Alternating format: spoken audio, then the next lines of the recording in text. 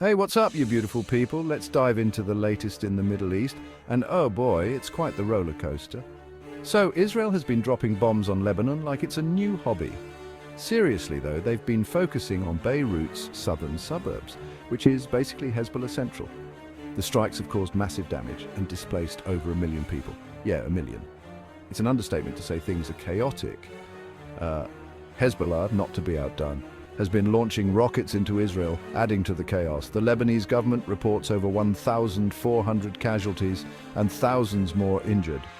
Fun fact, over 200,000 people have fled to Syria. So, in case you were wondering, that's the definition of a bad day. Oh, and if you're wondering about Hezbollah's leadership, Hassan Nasrallah was killed in an Israeli strike. They haven't named a successor yet. No public funeral either, which is a bit unusual for them, keeping it low-key, I guess. Now Israel. Things aren't exactly sunshine and rainbows there either.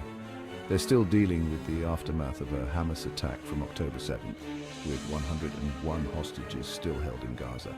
Protests are popping up all over, with people demanding their release and blaming Prime Minister Netanyahu for the stalled negotiations. Talk about a tough crowd.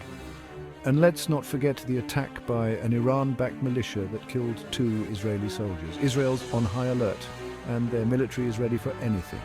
They say their actions in Lebanon are necessary to target Hezbollah and protect their citizens, but they've caught a lot of flack for the high civilian death toll in both Lebanon and Gaza.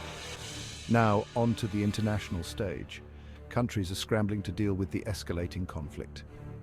The US has thrown $157 million in humanitarian aid into the mix, and the UAE has pledged $100 million and sent medical supplies. Other nations are calling for a ceasefire and a return to diplomacy, but Israel isn't ruling out further military action, including potential strikes on Iranian nuclear facilities. Meanwhile, protests are breaking out worldwide. People are hitting the streets, showing support for Palestinians and calling for an end to the violence. These demonstrations are basically a global megaphone shouting, "Enough already!" In a nutshell, the Middle East is a tinderbox right now, with Israel, Iran and Hezbollah playing with matches.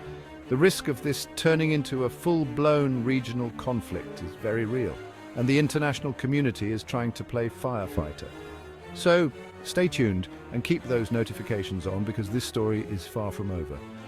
And hey, if you found this breakdown helpful, hit that like button, subscribe, and let me know your thoughts in the comments below. Until next time, stay informed, stay curious, and stay safe. Peace out.